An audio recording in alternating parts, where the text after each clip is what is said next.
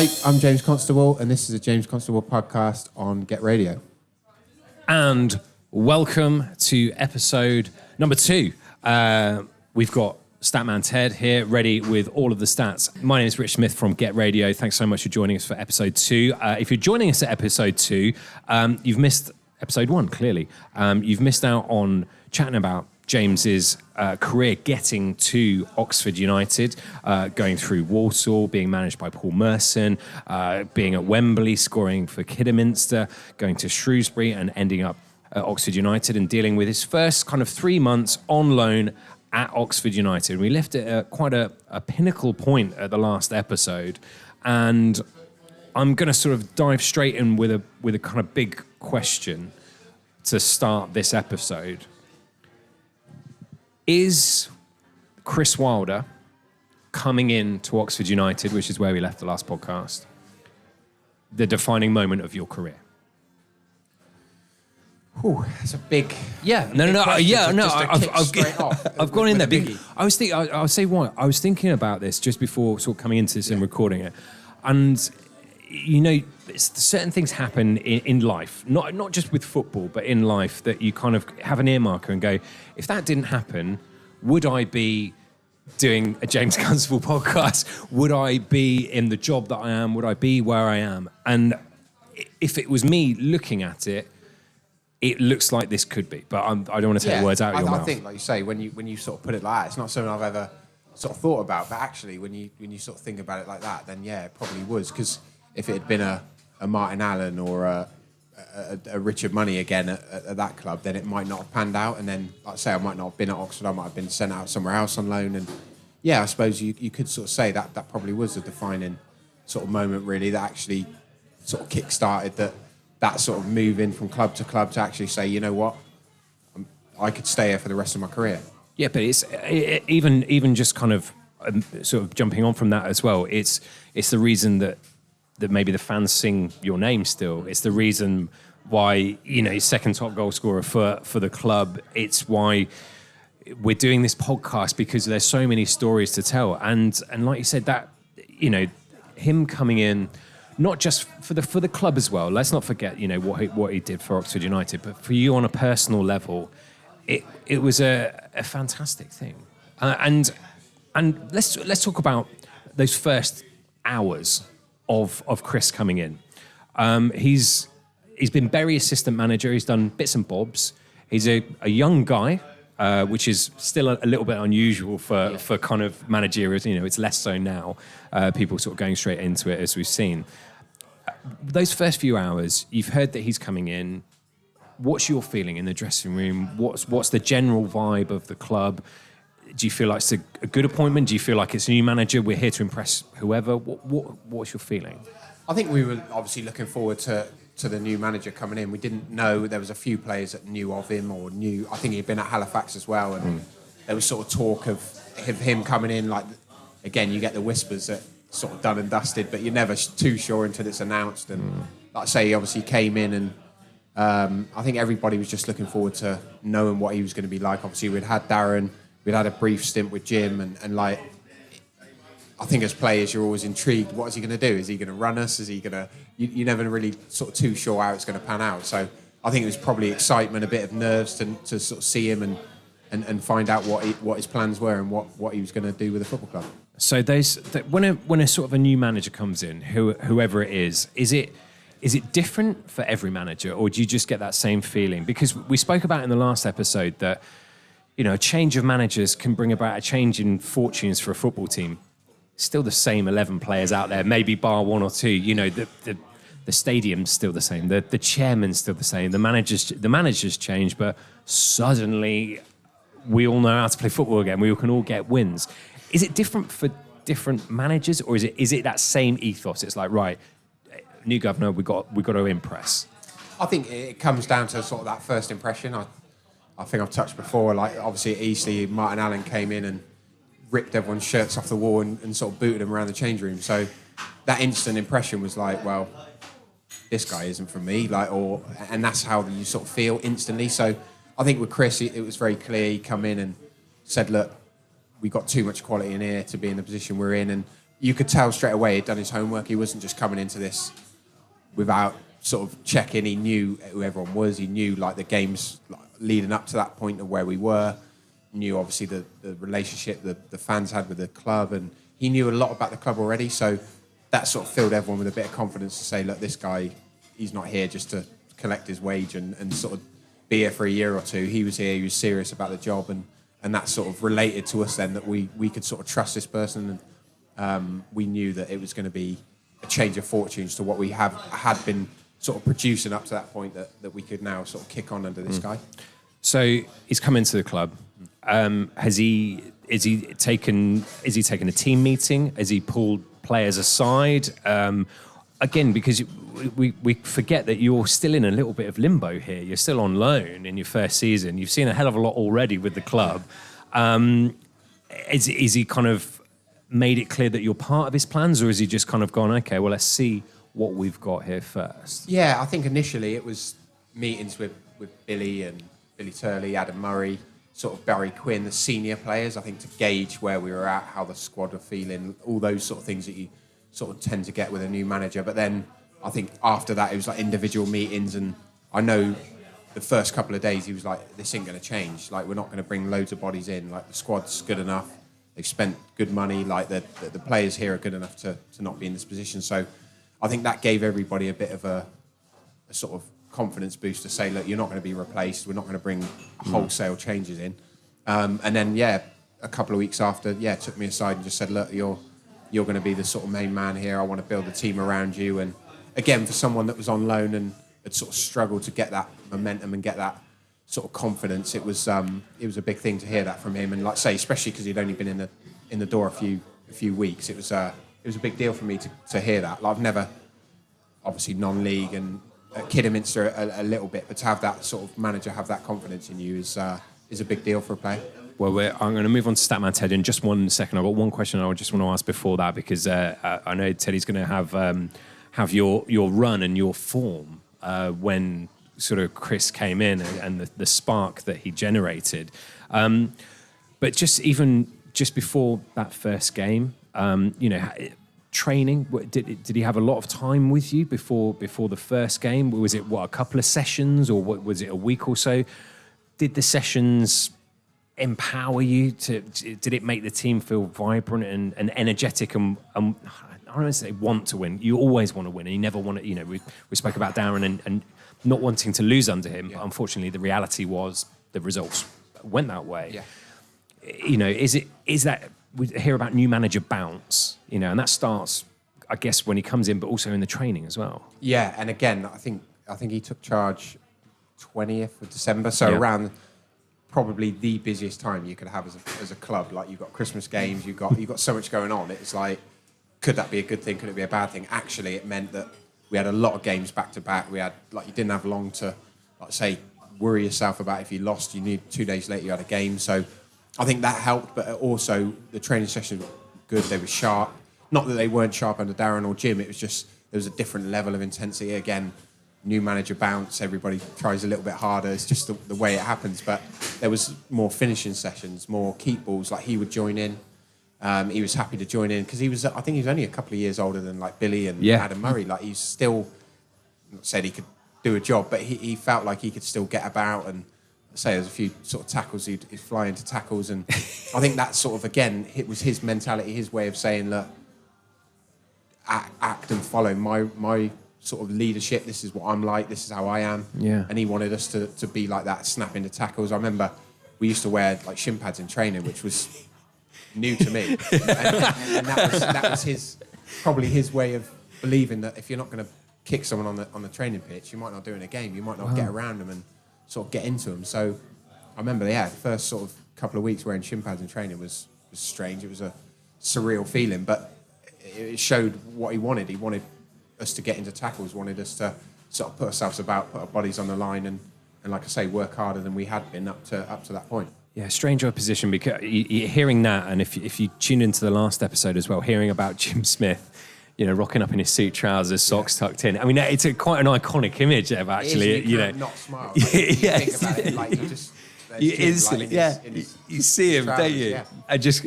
I can imagine just volleying a ball and just being like, right, play on. And it's, you've got that. So now a young manager with probably something to prove as well in his managerial career, getting stuck in with the players and feeling, dare I say, like one of the lads, one of us, we're in it all together. The first game didn't quite go to plan. Well, this is the thing I said last episode. I felt bad with all the stats when they weren't overly positive. You just deliver the bad news. That's the only reason you're here, Teddy. You know that. We'll get onto that, James. We'll get into that, James. But for me as well, like you said last week, went to last episode about Jim comes in and it is completely different, and you have positive results. You get 2 goals in 3 games. You're unbeaten, and Chris comes in, changing atmosphere, changing mood. And then you lose that first game to Salisbury. You don't score any goals. Is there warning bells going off at that point? Are you starting to get worried, or? No, I think again, just going back on from like the week we had with him and like the conversations we had obviously as a group with him and the club, we felt like this was going to be a long term. This wasn't like, say, you could tell like instantly we had more information. We had like DVDs on the team.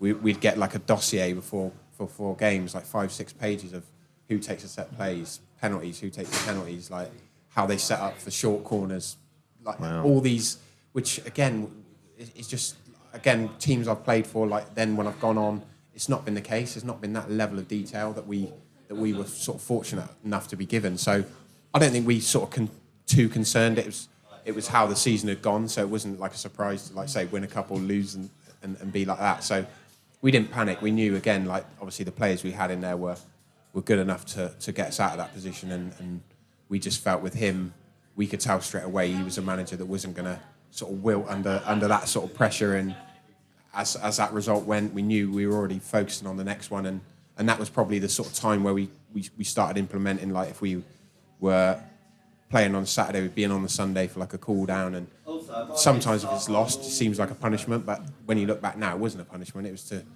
to get all that rubbish out of your legs, give yourself the best chance then for the next game. So that was when that started, and obviously the timings, we were coming in a match day at home. We were coming in at like 11:30 on a Saturday, which is we were changed and out on the pitch at 12 o'clock, running through set plays, and then back in the change room for sort of 12:30 to wait for like the mascots till 1:30. So there was a lot of sort of prep that went in and a lot of thought behind get them in, miss the traffic. Obviously, everyone knows Oxford traffic is a nightmare. So yeah, but not from being from the area. It was he took all this on board and understood like the sort of dynamics of how we had a lot of players, some from Birmingham, Adam Murray from like Derby, and we had players from all over the place. So he wanted them all there. No sort of worry about traffic. I think we started having pre-matches, and which again was something that not many clubs were doing, and eating together and things like that before games just sort of helped grow that sort of togetherness that we were building. I mean, it's definitely we're going to get on to just the run very soon. But what I can't get over is how quick all of this next bit kind of happens. You mentioned Chris coming in around the 20th of December. We've got him believing in you and saying you're part of the plans. You did something quite unique, very different. I don't think I've ever heard of this ever in football, let alone in just a local level. I'm wondering what I was going to say now. Yeah, I think we all are. We've dug up some really nasty stuff on you for episode 2.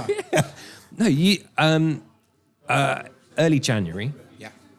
You've committed to the club. Yeah. With a contract that had technically not been signed yet, which is very unique. You know, normally it's left like to an the old-fashioned sort of handshake, and that was it. That's how it felt. But yeah, that's the impression that it gave. You came out, in front of the fans who wanted you to stay, and in front of the club that was again transitioning. It feels like always saying transitioning, but again transitioning.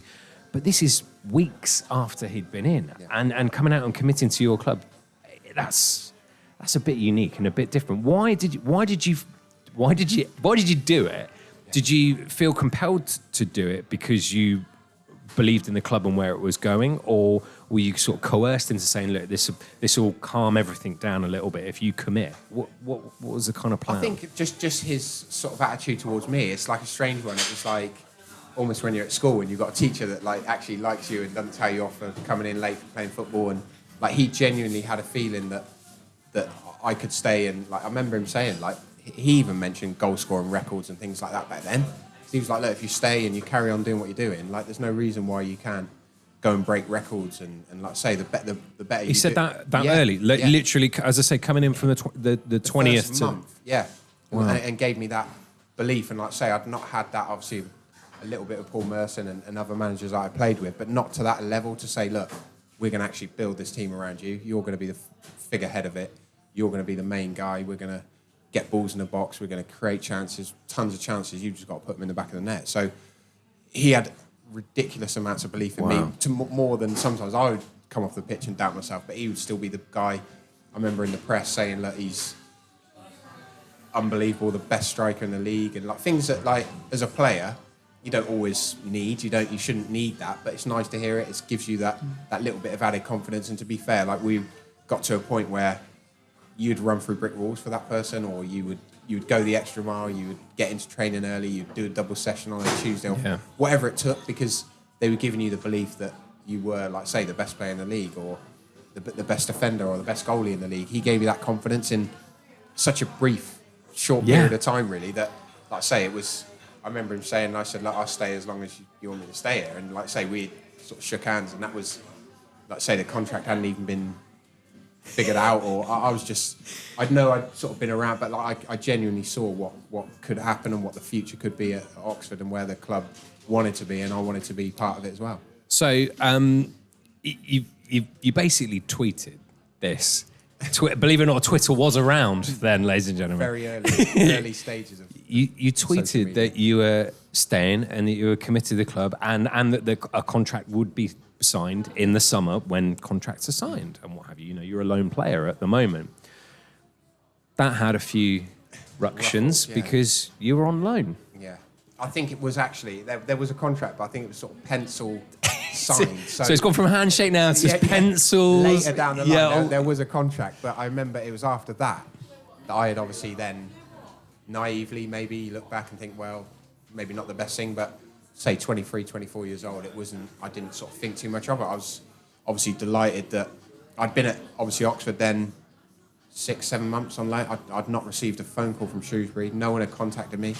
I'd sort of got sort of calls back up for England C, and I was getting sort of messages from the chairman to say congratulations. Nothing from Shrewsbury, not a word from anybody to say you're doing really well. How's it going? Like just as far as I was concerned, that was it. They would sort of wash their hands. Like moving schools. Yeah. Like you know, I'll keep in touch. See you later. Yeah. So for me, I was just so excited that I had sort of like I had got that contract there. I knew I was going to be staying. I was over the moon to be staying. So I remember sort of coming home thinking, right, like it's a good time to sort of get those first couple of tweets. I mean, tweets out if you're not watching the video, both Teddy and I just started shaking our heads, just going, "Oh God, it's a real bad idea." I don't think, like say, Oxford obviously hadn't announced anything. I don't think at the time, like Shrewsbury obviously probably weren't even aware that something had been agreed. But as far as I was concerned, that was it. I was just like, I was over the moon. So I've obviously tweeted and delighted to say that I'm staying for another 3 years. I'm just visualising a room full of PR and comms people going, "Oh my God." Yeah. But yeah, you look back and you think, yeah, probably was ill choice to do that. But I think at the time we weren't like now. They get schooled on social media, what to do, how to act, like almost like robots. Like they don't do any of their own social media. So back then it was like real old school. Like this was everybody who was tweeting. It was them. So would you get back in touch with people if they tweeted you going, "Oh, you've had a shocker, should have finished that"? Would you get involved with that? Yeah, I'd like to say I did, and at the time again not thinking too much of it. But now I even now I get people come up to me and say like, that's why we've grown this sort of relationship with you, because we feel like we know you're like one of us. Like you would, like say if you missed a penalty or something, like tweet, like apologise, and then someone ask a question on why did you do that, and I'd reply and I'd be open and honest. Like I feel like I need to have a serious scroll through your Twitter. Yeah, I was going to say, but I mean that is so unique hearing that from, you know, because you hear about players nowadays, have people who look after their social media accounts that, oh, can you text this out saying you're sorry about that? Yeah, whatever. There's not that connection to the fans. And ultimately, that's what football is all about, because football without fans is just what I do. Well, we saw it during the pandemic. It's not, it's nothing. Football. It's not. But I think as well that comes with I think for obviously now being a sort of Oxford fan, I'm back there, I'm following the team. I see the sort of not the anger, but like sometimes you want an answer. You want to like why is he not playing, or why did he go down when he could have stayed on his feet, or and these little questions you want to ask. So I say also I felt a responsibility for the team that we were under pressure, we were getting some stick, and I was like, look, these are good guys. Like, I work with them day in day out. They're nice guys. Yeah. Like we had sort of a lot of young players, Alfie Potters, and players in the building that probably weren't experienced enough to sort of take on that sort of level of. Sometimes we're getting booed at half time, 0-0. It's a lot for sort of players to take, and I always felt that there was, as a club, it was a certain club for a certain player. Like we would get players coming on loan that maybe not. Just not fit the profile. Just not strong enough to take that sort of thing and say, you know what, like puff your chest out, let's go, like let's prove them wrong. There were some players that would take it to heart, or. But I think it's funny, isn't it? Any club, like whoever you support, whether obviously Oxford United fans can be listening to this, but any club that you support, that's almost it's the bare minimum you want from your players. That if they can stand up, be counted, and just kind of you see that they're giving their all, they're leaving everything out on the pitch. You walk away from the ground being proud still of being a fan, and you might. It's that kind of, you have that little bit of belief that they'll be all right, they'll come good. But fans know. Fans, watch a lot of football as much as playing it. They know when teams aren't giving their all. They know when they're looking behind them going, oh, I can't run, I'm not running back for that. Yeah. Or I'm not going into that challenge.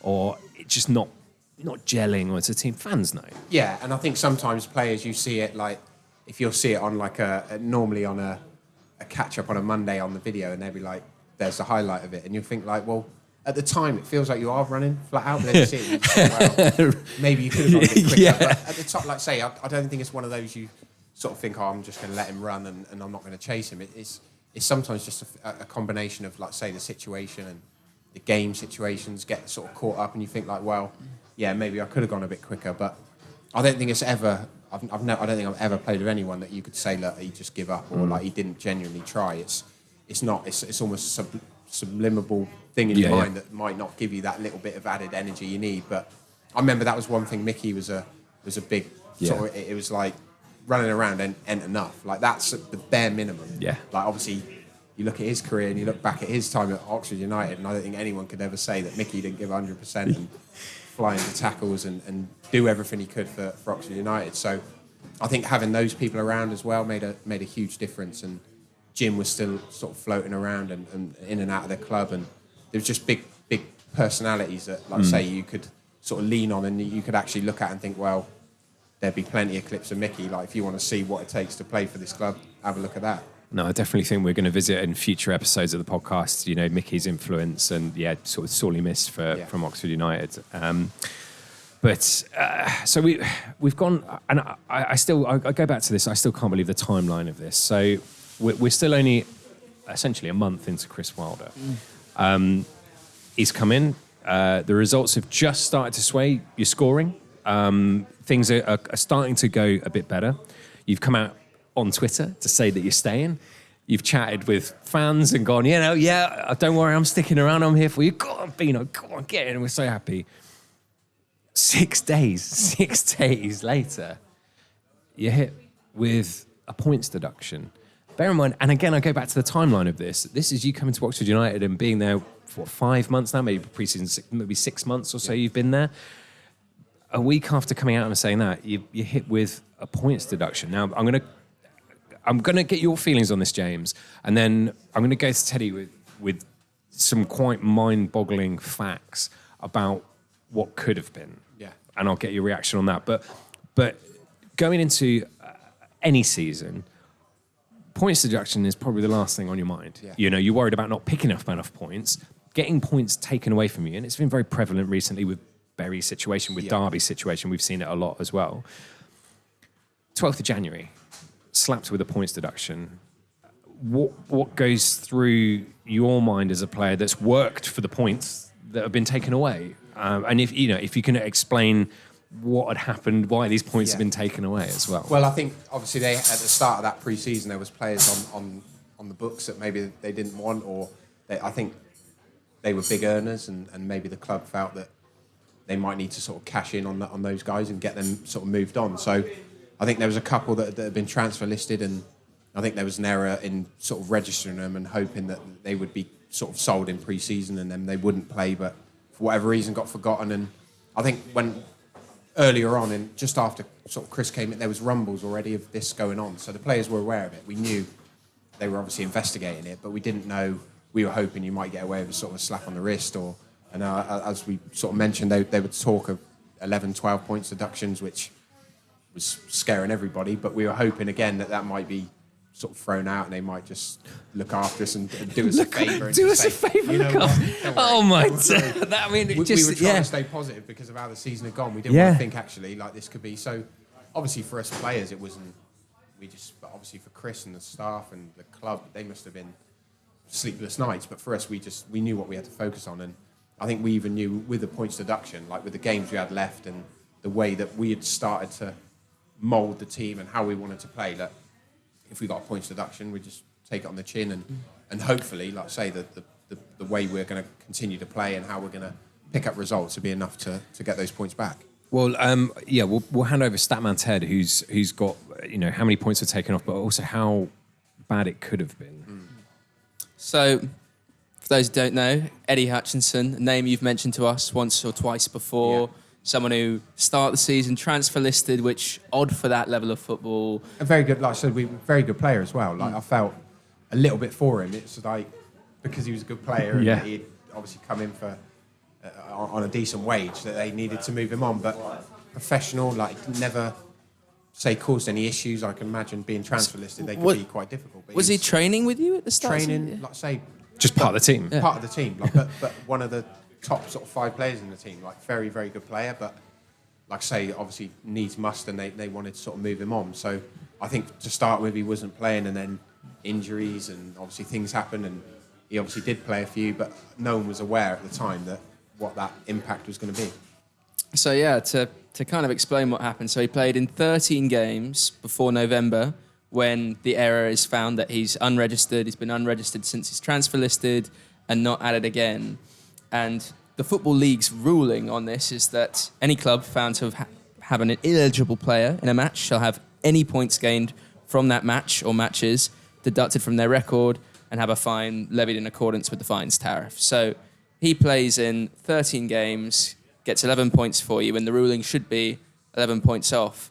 And I know I spoke to you a little about it last time we were chatting about this, and you were saying, is it because of how many minutes he played? But I can tell you that the reason why it's only 5 points is because the Football League should check every week. It shouldn't be more than 10 days. So the idea is, should you not find out, you don't lose 40 points, let's say, if you find out at the end of the season. And it was the sort of thing, there was an investigation into it, and they got lucky that they were just checking 2 or 3 players a game, and it just so happened that when it got to November, that was the only time they checked Eddie Hutchinson.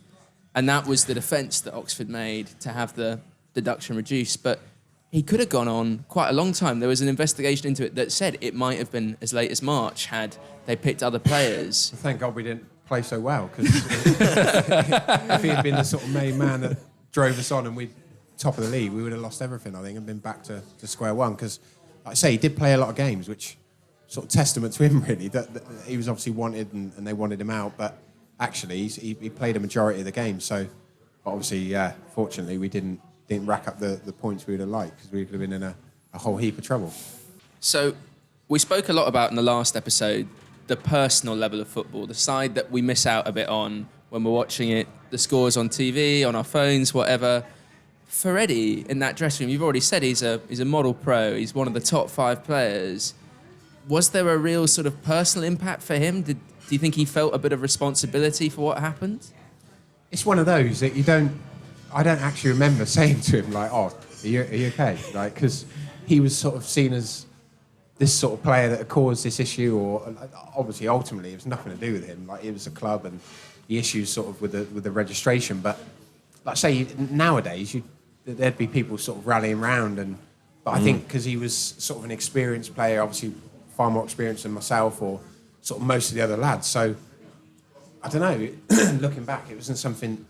I feel like we should have been like, is everything all right? Like, we don't think anything less of you. You're the top guy. But I don't know, we just sort of cracked on with what had happened. I think sort of that steely mentality that we had realised that something was coming. I wasn't sure how much was going to be deducted, but we still felt like we could turn it around with that. But it was almost like forgotten about, like these guys that had been part of it and been sort of wrapped up in it. It probably caused them quite a bit of sort of distress really over the time. Yeah, it's another unique situation, and I keep going back to it. That this is the first 6 months of your Oxford United career, been through 3 managers, a points deduction, new owner as well, a rogue been called tweet. A little boy and silly, and we'll get to that very soon. We'll get to that very soon. But let's move away from all of the off-field issues and things that are happening. It's on the pitch where it counts, and the kind of season kick-started really from that point, from learning about the points deduction. Went on a hell of a run, unbeaten in 7 games. What was the catalyst for it? Was it Chris still being a brand new manager and the new manager bounce, which had not quite taken effect yet? Is it the fact of feeling a little bit unjust with points deduction, because it's a very rare thing, you know, we hadn't heard about it very much at all back then. Is it just everything clicking? Is it that team just suddenly gelled and bonded? You know, what if you could put your finger on it, what was the catalyst? It's such a hard thing to say. I think it was a little bit of a feeling of like hard done by, but then also we needed to now dig the club out of this situation. Like, they've been hit with this points deduction. We've let them down probably earlier in the season. Like, Chris is new. He's then taken a lot of the flack. He's then having to pick up the pieces of this sort of stuff as well. So I think it was a combination of all those things that actually sort of, you look at Derby and their points deduction under Wayne Rooney, like, it's strange how something like that can just galvanise and just bring everyone together and be like sort of siege mentality. Like, this is it now. Like, we're sort of past the window, that's shut, we can't bring anyone in. So it was like, this is it now, like, this is us. Like, we knew still that we had more than enough quality in there to get wins week in, week out and get our 5 points back. But not just that, still, playoffs were still sort of in our sights. We never sort of thought, even if it had been 11 points, I don't think at that stage with Chris, we would have been like looking over our shoulders at relegation. It was just not even on our radar of where we felt we should be or we could be. I mean, we spoke about the points and the ifs and buts and what have you. If it had been the maximum points, it would have been a relegation battle. Yeah. It would have been a few points off that relegation. Yeah. But, you know, with those points off, as it were, still pushing forwards. And Teddy's got some good news. Yeah, I've finally got some good stats for you. I've been saving them up. We mentioned this great run that the team went on, but a great run that you went on as well. So, from a team point of view, those first 6 games after the points deduction, you're 5 points off the relegation zone. You take 16 out of 18 points from those games. You go on a run of scoring in 6 successive home games, and we talked a lot about those almost points in the last episode and kick-starting and then losing it a bit. Not only that, but you had that run and then March hits and you go on a run of 9 goals in 6 games. Red hot, it would be an understatement. What does that feel like, having gone from that point, now knowing you want to stay, you've got Chris in, and rallying amongst all of that? I think just a huge part of that is obviously, A, that security, like knowing come the end of the season, you're not going to be shipped back and you're not going to be sort of pushed to a different place, and that you know now that obviously be it caused a lot of troubles and a lot of storm, but actually I knew in myself like where I was going to be. I knew. Well, you knew that it was a 3-year contract in that what we're talking January time. Yeah. You knew it was a 3-year contract. Hadn't been signed in pen or blood or whatever you sign it in, but you knew that was coming in 6 months' time. And as you'd said in the last episode, you know, your career, there'd kind of been moments where you're kind of going, okay, I want to play football. What level of football am I playing at? Almost, dare I say, being wanted and being loved, which, and that's why I sort of asked that question at the start of the podcast, you know, Chris coming in and changing that. You know, you've gone on a great run, probably one of the best runs of your career in that point. I'm guessing the fans are right behind you now as well. You're one of us, even though you're still on home. You know, you've got that contract. That feeling must be, you know, that's probably contributed to that feeling and the goal scoring. It goes hand in hand, like you're saying. Exactly. And I think that they bought into that situation as well. So they realised that we needed them, like they needed us. Like it's sort of everything on the outside was us. Like that was it. The club sort of togetherness that we probably hadn't had earlier in the season with the issues and not playing and chairman changing and all the things that went with it. Actually, this galvanised not just us as a team and the management and staff, but actually the fans.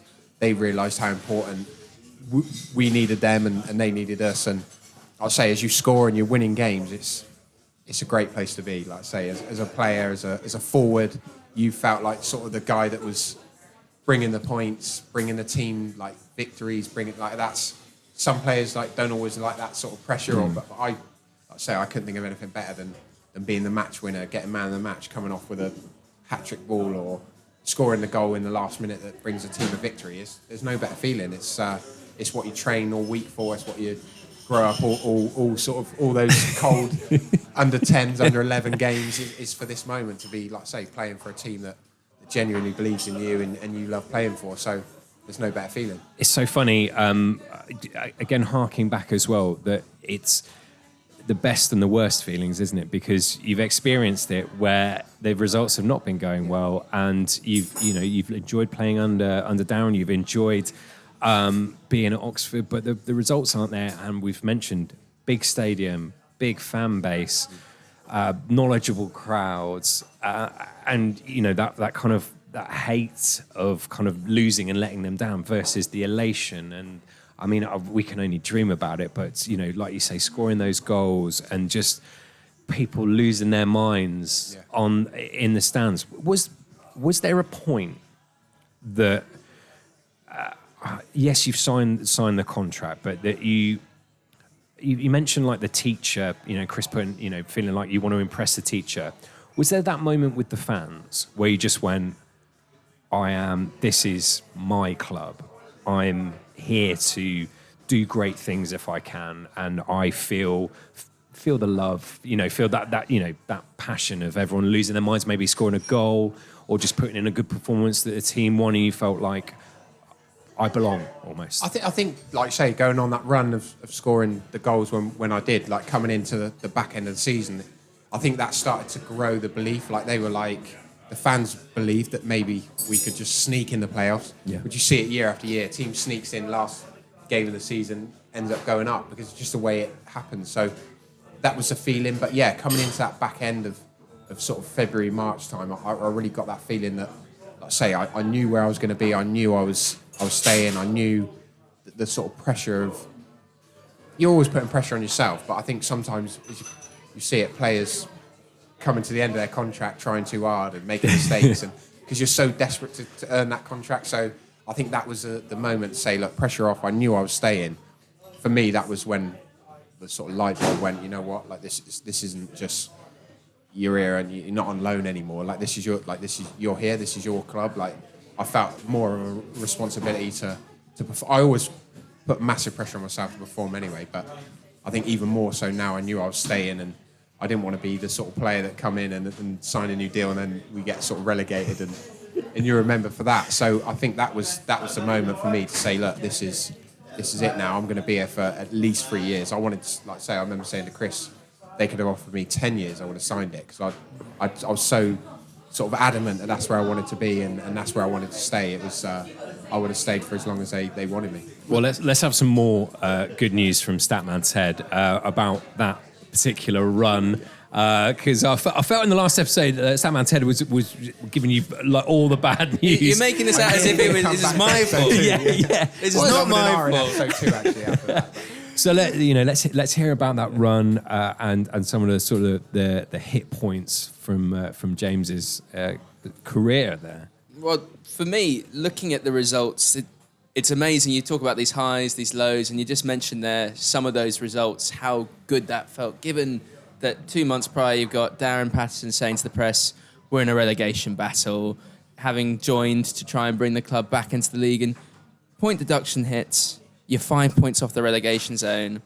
Less than 2 months later, you go away to Crawley, win 1-0, and you're suddenly 5 points off the playoffs.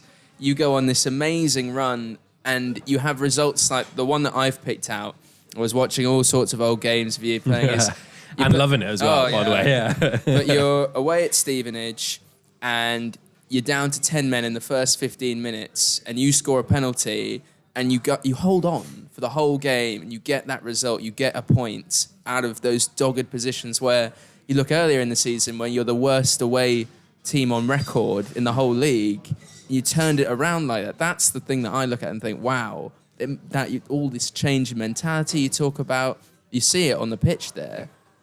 And I think that, again, that's a big sort of Chris attribute, like that grit and sort of determination. That was a big thing that we sort of instilled in ourselves. We knew, obviously, where the season had started and where we were now, that we didn't want to go back to that. So that was like a way of, like say, we had players that could, if they wanted to fight, we'd fight. Like say, we had Muzz and Quinny and that put their foot in and get stuck in. But we also had players that could play football. So if they wanted to do that, we could do that. So I think we covered all bases. But like you say, that grit and that determination, I think, comes from, again, points deductions, the togetherness we got from that experience. And like you say, going down to 10 men, the sort of first game of the season, clapping the sort of 10 people that were left at Barrow, it is now actually like people are staying to the end. And that was another thing that we seemed to get better and better as the game went on. Like a lot of the goals were being scored late on in games, like we're fitter.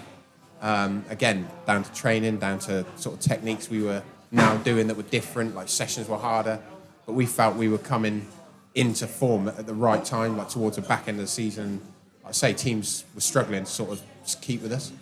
Well, I wish we are going to end on a positive note, but the season itself didn't end on a positive note, despite the fantastic results, the grit, the determination, the change of team mentality that's clear, even just from you sort of talking. The team felt together as one and were pulling great results out of the bag, free scoring yourself as well. The points deduction we mentioned earlier suddenly becomes a little bit more prominent. Certainly in Oxford United fans' heads when they're adding up at the end of the season. not to cause offence to any of them, of course. You go away to Woking towards the end of the season, and you said there's massive disruption. You're in this playoff battle. You could get there. The feeling was Oxford United are the red-hot team. And by the way, I should just mention the roller coaster of a season it must have been to be a fan seeing all of this happen, and playing in it as well. You've done your bit, like we said, scoring all those goals. You're going away to Woking. The fans are losing their minds. Win here, a couple more wins go our way. We're in the playoffs where we could have been relegated. There's highs and lows of a season, but that from the doldrums of being relegated into a nothing team, dare I say, to being promoted back into league football where Oxford rightly belong. It could have gone completely the other way. I remember not long after, like sort of having the reunion dinner, and there was talk of if what happened later on in Oxford City, if it hadn't happened, the club would have folded, and that could have been it for Oxford United. So You think whether they could have taken a relegation at that point, you just don't know. So I think that sort of like roller coaster, like you say, we lived that with them. Like the players lived that. Like we all were part of it. And like I say, the Woking game, like it was just the fans. There just wasn't enough space for the fans to come in. Like there was pyrotechnics going off, and like a kickoff was delayed, and I remember seeing Chris go over to just try and talk to him and say, look, in a minute, like it could get called off, and then we need the points, we need to win the game. So I remember just the frustration to just try and get them to get in, shuffle in, get where they need to be. But this sea of yellow, like the flares going off, it was, for a player, it was a strange.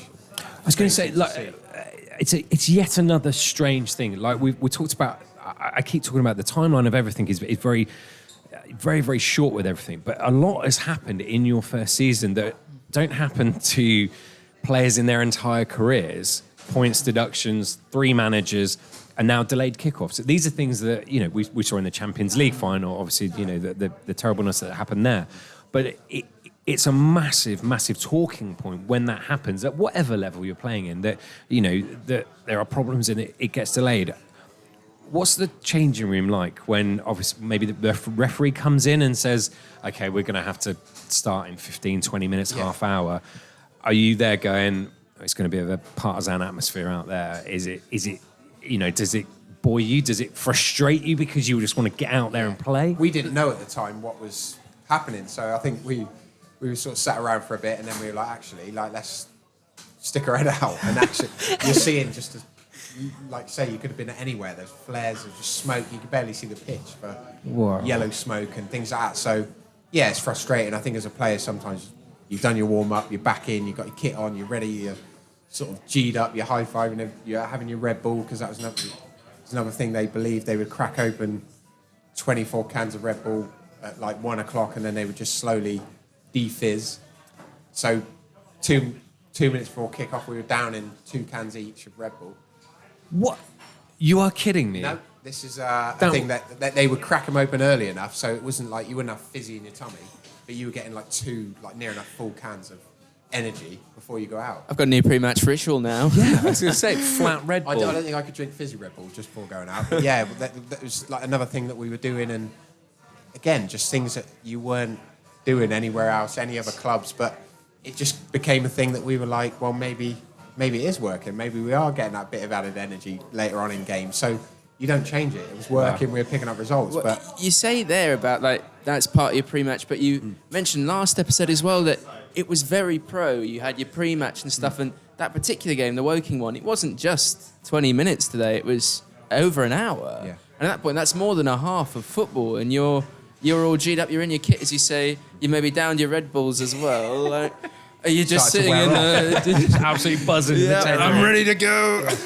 yeah, no, like say, I think nowadays it might have been one of those, they might have pulled the plug and sort of cancelled it altogether, but fortunately they didn't. But it was just, I think for us, it was to see that there's that many people, and like the actual like sheer excitement, and like they just were buzzing for the game. Like, I don't think that can help but sort of get into the group, and you can see that, and you can just see they're desperate. But like I say, we lived that sort of roller coaster with them. When they were down, we would feel it, and they would definitely let us know. So when it was high and when it was like that, you couldn't really feel anything sort of negative towards them, because we knew what they had been through. That we could sort of understand a little bit of where that's coming from, and their excitement of, as the season got sort of closer to the end, that they believed that we could go on and hopefully get in those playoff mix and hopefully, like say, get out of the league. Yeah. I mean, we have been mentioning lots of highs and lows. The buzz of the crowd at the Woking game. We get to the final day of the season. It felt like about 6 seasons. It really didn't does. feel like one season. It felt, we eventually got there to the final of the game of the season.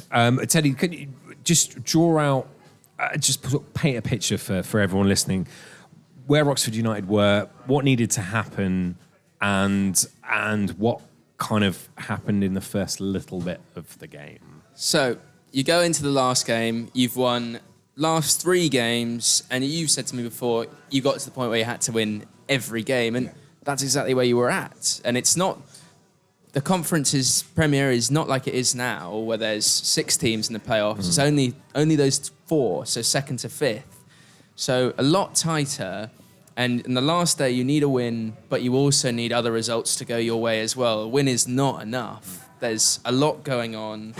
So you go into the game, you're playing an already relegated team in Northwich. Doesn't sound good. Weeks and weeks before this game. They were gone. They were gone, long yeah. gone, but they had won We should add to this, games and games on the trot. they'd before won that. 5 games in a row up to this point. Yeah. And so the game starts and they go 1-0 up with an absolute worldy goal. You must just be thinking, this is the moment where it all goes wrong. This season's been so topsy-turvy. It's been so high. This is our low. We were just thinking, I remember at the time, like we always believed we'd get back into it, but we were then trying to find out results from elsewhere. Like, although we're losing, we felt we were going to go on and win the game. But what are they doing? Like what? Because I remember before the game, there was about 6 different results we needed them to lose, them to draw.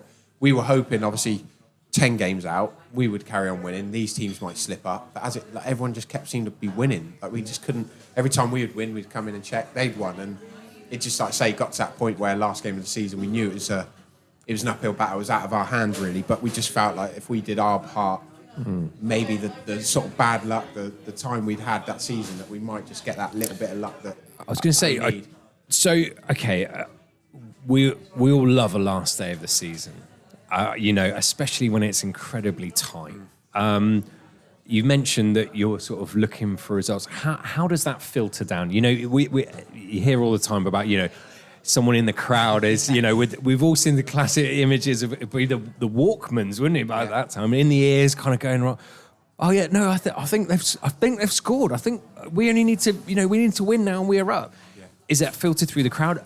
Is Chris passing messages on? Are messages purposely passed on? Or is it just win the game, we'll find out afterwards? Yeah. Or is there no chance of that? You could feel it, like say, and you could hear it, like say, you'd hear someone cheering, and and it wouldn't tend to be the manager. It tend to be like the guys on the bench, like whoever was on the bench at the time, like sort of mouthing the score. Because you wouldn't go to Chris, because I think there was still that, as time went on that season, you sort of got that, there was an understanding that this guy wasn't to be sort of messed with. He was very much of a, after games, if we had lost, he'd let you know, and there was no. So I don't think anyone was brave enough to say to Chris, "Oh, what's the score in that game?" You might get like you'll be off. You might get a clip around here. So it was more a case of sort of looking to the bench and seeing what was being mouthed. But like I say, you could feel it in the ground. Like say when other teams had scored, when we need other teams to win, it would go quiet, and then you'd get a little cheer. But I think we found it was tough going that game, and we really found sort of it quite tough that we were so sort of trying to focus on trying to beat them that actually we didn't sort of try and get too many messages. We were thinking actually sort of the way it was going, we needed to make sure we won first and then worry about that stuff after. Well, we already heard from Teddy that you went 1-0 down to an absolute worldie. You equalise. Just describe what on earth happened when the equaliser went in. Bedlam. I think that's the best word. Chaos. Like I just remember celebrating and then just being like engulfed in fans just running past me, and I was just thinking, well, it felt late. It felt like it was the last minute, but it turns out it wasn't. It was like we still had 5-6 minutes plus injury time. So I remember just seeing someone just run past me, just take the flag out and just run off, and I was just like. But this is the last thing we need. Like we need to get that back in. We need to kick off. And we need to get another goal. So I remember just chasing this guy. Just take it. I'd love to know who the guy was. Like literally just snatch the flag out. We've got to find him. We've got to find him. If anyone's listening to this, if that was you, get in touch with us. There was one of my good friends, like Azif. Like he was on security that day, and there's a picture of him just in his sort of yellow coat, OUFC steward on the back, and he's just like he's almost wrapped up in it. They're just walking past him. He's not grabbing anyone. He's just like almost like he's in it as well. Like we're celebrating. So, like I say, it felt like hours before everyone was off the pitch. But the thing that got me about it is the fact that the Northwich boss, he's at the point of going to all his players, "Come off the pitch. We're walking off. We're not going to play like this." I think they were one of those. They knew what it meant for us, and like they knew they were relegated. So for them, it was if they could spoil it for us, they would. And I think it was Dino Mamria, I think was Northwich boss at the time, and I think then he went on to manage Stevenage, and we always had troubles with them for years as well. So I think it was just one of those, they wanted to, if they could sort of stop someone else having a bit of joy coming in the season, they wanted to do that. But I think that was our feeling. We thought genuinely the game could get called off here, and it would be like then even worse that we didn't even get to finish. Oh, God. Could have been a sort of life-changing 5 minutes if we could have got that goal, and obviously the results went our way as well. Now, there's you mentioned the sort of iconic photo. Is it up at the Kassam, the photo of you chasing the guy with the corner I'm flag? not sure if it's at the Kassam, but it's just a picture of all the stewards. I think there's even one with sort of their arms in the air, just celebrating with them. It's just because they are fans. It's a fan. They love it. And Yeah. I think everybody just got wrapped up in that excitement of belief that we could do it, but also just that was again probably just the overflow of that season, and that was their way of letting it off, just running on the pitch and celebrating. So you've managed, you and the team have essentially managed to calm everything down. Probably informed a few fans as well that we actually need another goal here. Otherwise, I think that's what I was shouting at the time. I was like, just give me the flag. Like we need to score. I'm sure that's exactly what you said. Tiny bit different. but so calmness has been restored, and the game goes on, and results don't go your way, and is it harder to take because you were on such a great run? I know you mentioned that the other teams sort of vying for that promotion place were on great runs as well. Does it make it harder to take because we lost the game eventually to a late goal, which meant you couldn't have gone up needing to win, but other results didn't go your way as well? Is it harder to take because do you feel a sense of, dare I say, entitlement to go up because you're on such a great run? You're playing the bottom team. Yes, you need other results to go your way, and it's not happened. Is it more of an empty feeling than being beaten by a better team or being, pipped at the last? It was such a strange fit. Like at the time, it was literally like Mike Tyson had just volleyed you in the stomach. It was like we'd been through so much that season, but then to miss out, and then as we sort of, I remember just being sat on the pitch at the end, and people coming and saying, "Look, it's all right because results didn't go our way anyway." It didn't make it any easier because it's like maybe if we were winning, that might have impacted them on the pitch. They might not have got the result. So I don't think it made a difference for us. It was just a gut punch to know that like you were that close. We had everything we had been through, literally 90 minutes that we just couldn't put. Everything like this, we put everything in. Like I don't think you could have said that we could have put any more, but we're that close that we just couldn't get. But then, as you go away for the summer, you start looking back at results, thinking like, if only we'd started better at Barrow. If only we'd sort of Chris had come in 3 weeks earlier, and you start looking at things. But as it was, I think you could say the next season or the plan was always going to be learn from this. Chris ain't going anywhere. The majority of the team were either on contract or were looking to stay, and we were only going to add to that. So I think for me, the sort of memory of that summer was to go away, and I knew I was going to be there anyway, but just think, I'd had it at Kidderminster at Wembley, like that sort of feeling, disappointment. I wasn't going to have it again. I was going to sort of touch on that just sort of briefly. Everyone is individual, and emotions are running high or extremely low. Yeah. In that dressing room, are things getting smashed about? Are people in tears? Are you is someone putting your arm around you? Yeah. Are you putting your arm around some of the younger players that are playing? Are the older players going around doing that? Or is it silent? What's it? Because that's... It was literally dead silent. Really? Yeah. I think we were out on the pitch for a while, and like we were obviously sort of taking that in, and then I can't remember if we came in and then came back out to clap the fans, because last game of the season you normally do, which I think there was...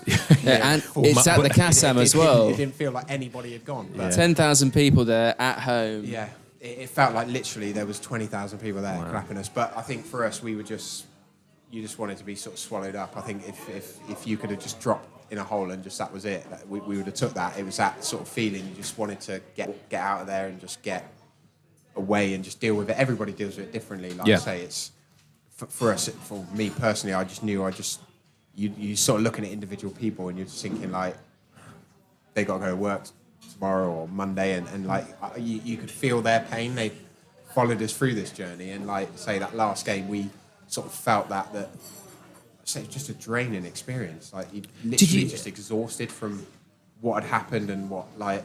I remember going away in the summer and coming back and just feeling like you've not even been on holiday, because all you've done the whole holiday is either watch player football, like follow like the teams that had gone through that you hadn't, and watching them in the playoffs. So come back from holiday and just feel like you hadn't been away, like you're still just drained from it and facing what we've been through. You sort of briefly mentioned, I wanted to sort of pick that up, but you've got your personal. This is, you're a footballer. You've had a great run to the end of the season, scoring loads of goals. You've equalised. You're in the. Are you thinking of? Are you thinking of other people? Are you thinking of the fans? At what point does that come in, or are you going? I'm thinking about my performance. Why didn't I cross there? Why didn't I pass there? Or are you thinking of that, or are you thinking, man, all of these people, I've let them down, or they must feel rubbish as well? Yeah, there's definitely an aspect to that, because, like I say, at the end of the day, like the minimum we were aiming for in that game, especially, was a win. So to not do that, but like I say, you just look at like the kids and like the fans, and they're still clapping you, they're still excited to see you, but you just sort of see it as like, oh, what would they have been like in the semi-finals? What would they have been like in the final? So that's a sort of, that's it, that's a cut off, that's season over, done and dusted. Some players will obviously move on, like some would stay. Like it's always a funny time of year, the end of the season. These guys that, like say, you've spent sometimes more than you spend with your family, with your mum and dad, like with your missus. Like you're with these guys all the time. You stay overnight with them. There's so much. You're so together, and then like it's the realization that they might be gone next season, and like all that sort of side. So you're dealing with a lot of different emotions. But also just having the sort of, you never switch off. Like, again, everybody's different, but for me, I'd never ever, if I was on holiday, I'd be watching football, or I'd be following football, or like say I'd come back and I'd be thinking about next season. You'd never ever switch off. It's like a 12-month-a-year thing, and then that's it. That's the way it is. So I think as soon as the season had finished, we're already thinking, right, like, I don't want to go through that again next season. I don't want that feeling again. Well, it wasn't quite the end of the season. Although there was no football being played, we had the season awards dinner. Oh, the smile's back. There we go. It's all's forgone. Tiny pick me up there. I probably needed that. Yeah. So I mean, I don't know if you remember, what awards you picked up, James. Yeah, I got a Blue Square Player of the Year award. I think I picked up Player of the Year and Players Player from Oxford as well, which, again, both of those awards, obviously for the fans to vote for you as Player of the Year, which is obviously a huge achievement. But Players Player, I think, is one of those that you always think these are the guys that you play with, that you're sort of with all the time. For them to pick you as their Player of the Year, you've got all these guys that believe in you, back you, and like say, appreciate what you do. So that was a big one. But I say Blue Square Player of the Year that season. I was on holiday when I got the call to say, look, you've won this award. I never owned a tux or dinner suit or anything. So sheer panic on my face to say, like, I need to come home, I need to go shopping, I need to get the suit and go to this awards dinner. But yeah, to pick up that and that's obviously voted for from fans of other clubs is very strange, because I think maybe I ruffled up a few away fans more than not. So it's funny you say that, because end of the season's a big point of reflection, and I was having a little look over the stats, and you're up there for Oxford. Other than Adam Murray, you played the most minutes of any player in that squad. You're top scorer for Oxford with 26 goals in all comps, 23 in the league. You also got the most fouls of anyone in that team. There it is. I thought you were going to say any league. No. That could also be a 20 more than the next person in Oxford. Yeah. 81 fouls for the season. Yeah, that is a lot. Yeah. But then when you break it down, that's not even 2 a game. That's all right. That's all right. And But you're not a defender, you're a striker. Are these offsides? Because there was also quite a few of those. So, but I put it down to obviously playing that lone striker. I was getting sort of stuck in. Sometimes I had 2 centre halves up against me, so I had to sort of back in and try and be that sort of guy. So you see it with Rooney and I based, like I say, my game on Shearer as a kid growing up. So I think he's one of those that would not blessed with blistering pace like myself, but clever, like knew what to do. And like I say, I took a lot of sort of aspects of his game and tried to sort of pick little bits up. But I remember seeing him get knocked around, and like I say, I quite enjoyed that. If I didn't come off and I didn't have a scratch or a ripped shirt or, like I say, a bit of a dead leg, it didn't feel like I've been in a game. I enjoyed that sort of battle, and I was still now like bumping into players that I played against through the years, and they were like, oh, I always enjoyed the battles. And you like I say, you miss those when you stop playing. You miss those. It sounds stupid. No, the cuts and the bruises, like you do miss that. So yeah, I admit I probably was a little bit. I think the yellow cards and stuff will probably tally that as well. We're sort of coming to the end of the podcast, and during the next episode, we're going to be dissecting Chris and yours' first full season, which again is another fantastic listen. But I want to sort of end this podcast. You've just been awarded, and I see the pride on your face about being awarded the player's player and the fans as well. It means a lot to you. Yeah. Going into next season, are you believing you are the best player in that league because of that? Are you mentioned puffing your chest out. Is it a little bit puffed up a little bit more? Is there more belief with you because of that? I still believed I was up there. I think Andy Mangan picked me to the top scorer that season, so I couldn't say I was the best in the league, but obviously winning those awards above players that had scored more goals, I think then that gave me a belief that I might offer more than just goal scorer. I can hold the ball up. There's a lot more to my game than obviously scoring goals is what I'm paid for, and that's what I love doing. But all the fouls, have we heard about it? And the yellow cards. But yeah, I felt like I brought more than just that, and like I say that to get those awards gave me confidence. But I remember Chris, I think I spoke to Chris in the summer as well, and he said, look, obviously again, we're not, like obviously you, me, the club, we're not going through that again. And I'm sure he had conversations with other players as well to say, look, this isn't going to be the norm. We're not going to be the nearly men. Like, I've not come in here to finish sort of outside the playoffs. I've come in here to be successful. And like I say, for me, it was a case of 2 weeks probably after the end of the season that sort of hunger to be like, you know what, like if we said the pre-season started tomorrow, I'll be happy. I want to get back now. Like you don't get that much time off, but actually, like when you're off and you've got over that sort of heartache and you've sort of started seeing plans for pre-season. Like I think we might have gone off to Boston that season, potentially in America, and like all these plans were being put in place. And I was like, well, I was desperate to get back then. And like I say, obviously Chris's plans were to go one better and not just playoffs. We were looking at sort of automatic promotion. So for me, it was a big part of wanting to get back and to be desperate to kick that season off again. Yeah, no, well, I think that's quite a good place, a good cliffhanger pre-season to leave it, and we will discuss the next season on the James Constable podcast. Of course, a big thank you to James for, admitting that he fouls a little bit too much, amongst other things as well. Big thanks. I don't think referees like me. I think if we're being honest, it's very harsh. Oh, now we know. It's very harsh on me, actually. Very harsh. Now it all comes out. Big thank you to Statman Ted with all the facts and the figures. My name's been Rich Smith. Big thank you to Get Radio for putting this together. Make sure you like, subscribe, and share if you've loved what you're hearing. Just write some comments as well. It all helps with us. And we'll see you back here for episode 3 of the James Constable podcast soon. You've been listening to the James Constable Podcast. Remember to like, subscribe, and share. We're going to have a new episode dropping every Tuesday.